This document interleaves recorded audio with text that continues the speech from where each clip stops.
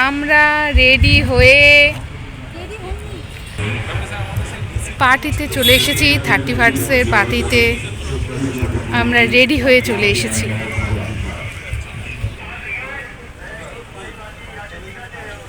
পার্টিতে আমরা রেডি হয়ে চলে এসেছি।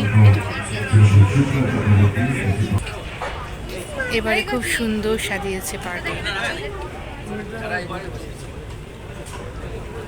Tapasi Das, Miraj Khalid, IPS to